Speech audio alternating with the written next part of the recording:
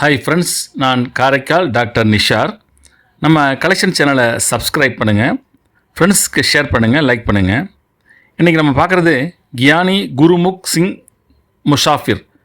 அவங்களுடைய உருவம் பதித்த இந்த அஞ்சல் தலையை 27ஆம் தேதி ஜனவரி மாதம் 2001ஆம் ஆண்டு நமது இந்திய அஞ்சல் துறை வெளியிட்டிருக்காங்க. முசாஃபிர் 1899 ஜனவரி 15ஆம் தேதி காம்பல்பூரில் உள்ள அத்வாலாவில், அதாவது இப்போது பிரிட்டிஷ் இந்தியாவில் உள்ள பஞ்சாப் மாகாணத்தின் அட்டோக் மாவட்டத்தில் பிறந்திருக்காங்க. அது தற்போது பாகிஸ்தான் பஞ்சாப் மாகாணத்தில் உள்ள ராவல்பிண்டி மாவட்டமாக இருக்கிறது. அங்கே தான் அவங்க பிறந்திருக்காங்க. இவங்க ஒரு சிறிய நில உரிமையாளர் விவசாய குடும்பத்தில் பிறந்திருக்காங்க.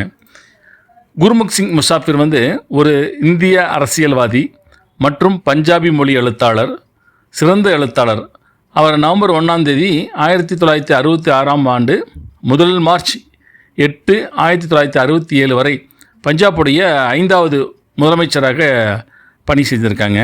கியானி குருமுக் சிங் முசாஃபிர் கோவிந்த் பல்லத் பந்த், அபுல் கலாம் ஆசாத், ஜவஹர்லால் நேரு மற்றும் பிரதாப் சிங் கைரோன் ஆகியோருடன் பிப்ரவரி 6, 1956 அன்று 1978ஆம் ஆண்டு இந்தியாவுடைய தேசிய கடித அகாடமியான சாகித்ய அகாடமியால் அவர்களுக்கு சிறுகதை தொடர்பாக உருவர்பர்க்காக பஞ்சாபி மொழியில் சாகித்ய அகாடமி விருது வழங்கப்பட்டிருக்குது.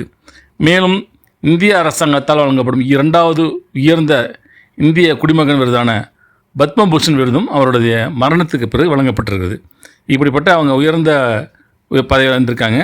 அந்த கருத்தை நீங்கள் கமெண்ட்ஸில் பதிவு பண்ணுங்கள், ஷேர் பண்ணுங்கள், லைக் பண்ணுங்கள்.